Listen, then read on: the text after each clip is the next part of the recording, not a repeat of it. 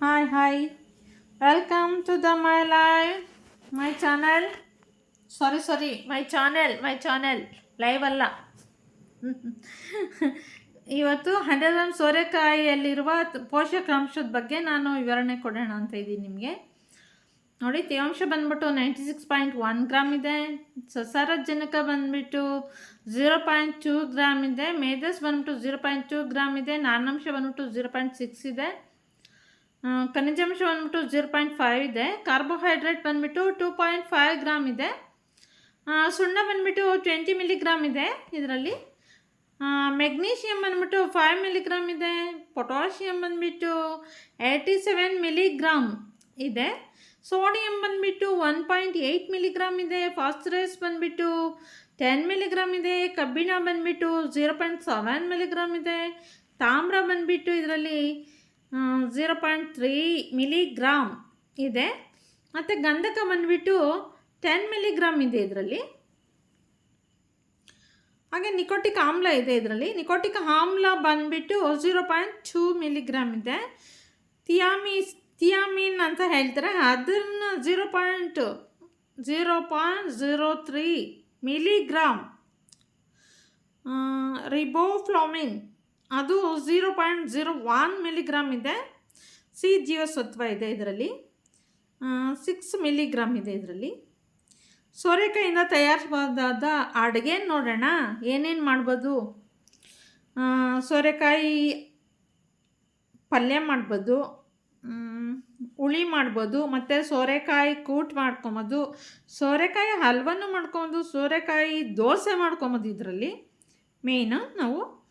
ಆಮೇಲೆ ಸೋರೆಕಾಯಿ ಔಷಧಿ ಗುಣದ ಬಗ್ಗೆ ತಿಳ್ಕೊಳ್ಳೋಣ. ಅದರಲ್ಲಿ ಒಳ್ಳೆ ಔಷಧಿ ಗುಣ ಇದೆ ನಮಗೆ, ಸುಮ್ಮನೆ ತಿಂದು ಬಿಸಾಡೋದಲ್ಲ ಇವೆಲ್ಲನೂ.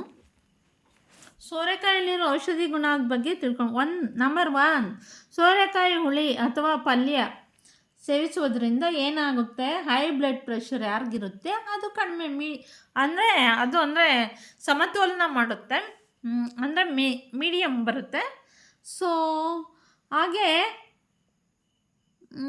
ಸೋರೆಕಾಯಿಯನ್ನು ಪಲ್ಯ ಮಾಡಿಕೊಂಡು ತಿನ್ನೋದ್ರಿಂದ ಗರ್ಭಿಣಿಯರು ನೋಡಿ, ಪ್ರೆಗ್ನೆಂಟ್ ಅವ್ರಿಗೆ ನಿಶ್ಶಕ್ತಿ ಏನಿರುತ್ತೆ ಅದು ದೂರ ಆಗ್ತೈತೆ. ಮತ್ತು ಗರ್ಭದೊಳಗೆ ಅಂದರೆ ಹೊಟ್ಟೆ ಒಳಗಡೆ ಮಗು ಬೆಳೆಯುವ ಮಗುವಿಗೆ ಪುಷ್ಟಿ ಒಳ್ಳೆ ಅಂದರೆ ಸ್ಟ್ರಾಂಗಾಗಿ ಬೇಬಿ ಬೆಳೆಯುತ್ತೆ ಅಂತ ಹೇಳ್ತಿದ್ದಾರೆ, ದೊರಕೋದು. ಹಾಗೂ ಗರ್ಭ ರಕ್ಷಣೆಯಾಗುವುದು, ಅಂದರೆ ಇವಾಗ ಗರ್ಭ ಕೆಲವು ರಕ್ಷಣೆ ಇರಲ್ಲ, ಯಾಕೆ ಅಂದರೆ ಇದಕ್ಕೆ ಆಟೋಮೆಟಿಕ್ಕಾಗಿ ಏನಾಗುತ್ತೆ,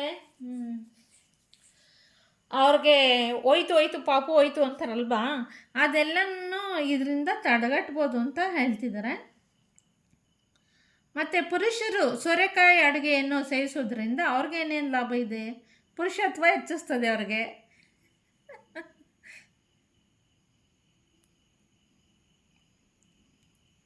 ಹಾಗೂ ಅಂದರೆ ಸಂಭೋಗದಲ್ಲಿ ಶೀಘ್ರ ಸ್ಖಲನವಾಗೋದಿಲ್ಲ, ಅಂದರೆ ಬೇಗ ಅದನ್ನೆಲ್ಲ ಹೇಳೋಕ್ಕಾಗಲ್ಲ, ಅರ್ಥ ಆಗುತ್ತೆ ಅಂದ್ಕೊತೀನಿ, ಸ್ಖಲನ ಆಗಲ್ಲ ಅಂತ ಹೇಳ್ತಿದ್ದಾರೆ. ಆಮೇಲೆ ಹಸಿ ಸೋರೆಕಾಯಿ ರಸವನ್ನು ಅಂಗೈ ಮತ್ತು ಅಂಗಾಲಿಗೆ ಹಚ್ಚುವುದರಿಂದ ಏನು ಉರಿ ಇರುತ್ತೆ ಕೆಲವ್ರಿಗೆ, ಏನಂದರೆ ಡಯಾಬಿಟಿಕ್ ಪೇಷಂಟ್ ಅನಿಸುತ್ತೆ, ಅಂಥವ್ರಿಗೆ ಉರಿ ಇರುತ್ತೆ ನೋಡಿ, ಅಂಥವ್ರಿಗೆಲ್ಲ ಇದು ಹಚ್ಚಿದರೆ ಅದು ಕಡಿಮೆ ಆಗುತ್ತೆ ಅಂತ ಹೇಳ್ತಿದ್ದಾರೆ. ಹಾಗೆ ಸೋರೆಕಾಯಿ ತಿನ್ನೋದ್ರಿಂದ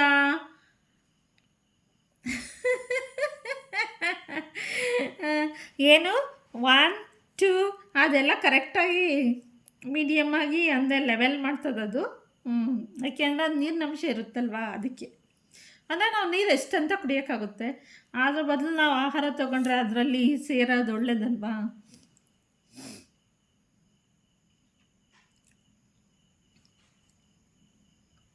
ನೋಡಿ, ಸೋರೆಕಾಯಿನ ನಿತ್ಯ ಆಹಾರದಲ್ಲಿ ಅಂದರೆ ಡೈಲಿ ಆಹಾರದಲ್ಲಿ ಅಂದರೆ ಕ್ಷಯರೋಗಿ ಟಿ ಬಿ ಪೇಷೆಂಟು ಉಪಯೋಗಿಸೋದ್ರಿಂದ ನಿರೋಧಕ ಶಕ್ತಿ ಹೆಚ್ಚಿಸ್ತದಂತೆ.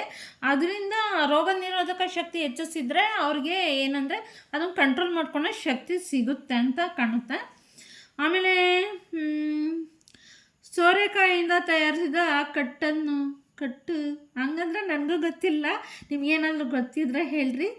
ಸೇವಿಸಿದರೆ ಕರಳು ಹುಣ್ಣು ಅಂದರೆ ಕರಳಲ್ಲಿ ಹುಣ್ಣಾಗಿರುತ್ತಲ್ವ ಅದು ನಿವಾರಣೆ ಆಗುತ್ತೆ ಅಂತ ಹೇಳ್ತಾರೆ. ಆದರೆ ಕಟ್ಟಂದ್ರೆ ನಂಗೆ ಗೊತ್ತಾಗಲಿಲ್ಲ, ಪ್ರಾಮಿಸ್ ನಂಗೆ ಗೊತ್ತಾಗಿಲ್ಲ. ಗೊತ್ತಿದ್ರೆ ದಯವಿಟ್ಟು ಅದು ನನಗೆ ಇದು ಮಾಡಿ. ಅದ್ರ ಬಗ್ಗೆ ಇನ್ನೂ ಅಷ್ಟಾಗಿ ನಾನು ತಿಳ್ಕೊಂಡಿಲ್ಲ.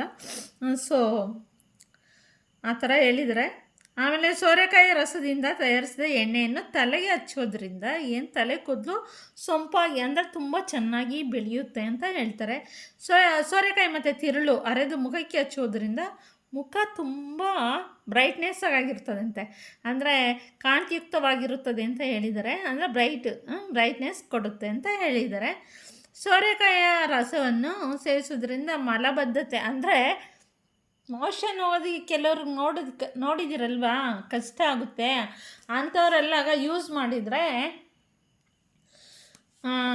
ಅವ್ರಿಗೆಲ್ಲ ಯೂಸ್ ಆಗುತ್ತೆ. ಬೇಗ ಅಂದರೆ ಚೆನ್ನಾಗಿ ಮೋಷನ್ ಅದು ಹೋಗ್ಬೋದು. ಓಕೆ,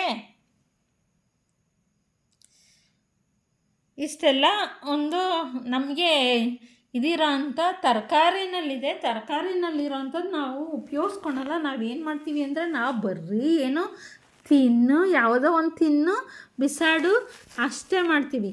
ಸೊ ಇಷ್ಟೆಲ್ಲ ಇದೆ ತಿಳ್ಕೊಂಡು ನಾವು ತಿನ್ನೋದ್ರಿಂದ ಒಳ್ಳೆಯದೇ ಅಲ್ವಾ. So thank you so much ಇಷ್ಟೊತ್ತಿಗೆ ಕೇಳಿದ್ದಕ್ಕೆ.